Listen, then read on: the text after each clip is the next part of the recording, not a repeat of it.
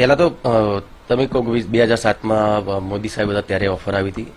એવું નથી એના પછી ઓફર નથી આવી. એના પછી બી ઘણી બધી ઓફર દરેક પક્ષમાંથી મને આવી જ છે અને આવી જ છે. અને અત્યારે જ્યારે પણ તમે વાત કરી કેજરીવાલ સાહેબની, તો કોઈ ઓફર માટે મને કોઈ ફોન નતો કર્યો એમણે, પણ ખાલી એમણે કીધું કે ભાઈ આવું તમે સારા કામ કરી રહ્યા છો, તો તમારી નામના પણ બહુ સારી છે ગુજરાતમાં, તો એકવાર તમે મળો, આપણે મળીને રૂબરૂ વાત કરીએ. તો મેં પણ કીધું કે તમે ગુજરાત આવો તો તમે પણ આવો ઓફિસે, આપણે મળીશું. બીજું કોઈ રાજકીય બાબતમાં કોઈ વાત નથી થઈ. ના, સ્વાભાવિક છે. જો એક વસ્તુ હું તમને કહું, પહેલા બી મને ઓફર્સ જેમ કે આવતી હતી એ રીતે કદાચ એવું પણ બની શકે આમ આદમી તરફથી બી ઓફર મળી શકે મને.